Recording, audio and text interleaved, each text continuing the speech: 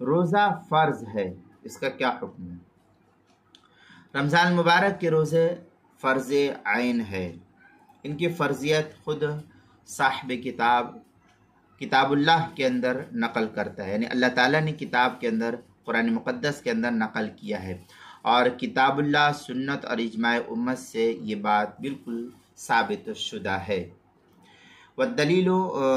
بدائع الصنائع میں ہے، والدلیل علی فرضیت الصوم شہر رمضان الکتاب والسنہ والاجماع،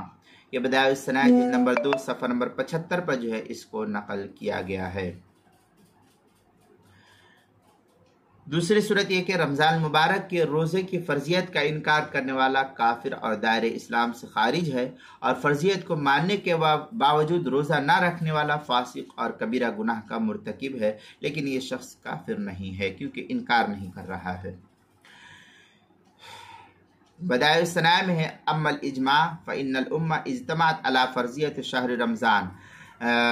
لا یجحدها الا کافر، بدائع الصنائع کی عبارت ہے جلد نمبر 2 صفحہ نمبر 75، جو HM سعید کراچی کا چھپا ہوا نسخہ اس کے اندر۔ فتاوی شامی میں ہے، اعلم ان الفرد ما ثبت بدلیل قطعی لا شبہۃ فیہ، یہ فتاوی شامی جلد نمبر 6 صفحہ نمبر 313، جو HM سعید کراچی پاکستان کا چھپا ہوا نسخہ ہے اس کے اندر۔ اسی طریقے سے روزے کے مسائل کا انسائکلوپیڈیا، اس کے حروف تہجی را، عنوان ہے روزہ فرد ہے، صفحہ نمبر 101 اور صفحہ نمبر 102 پر بھی اس کو نقل کیا گیا ہے۔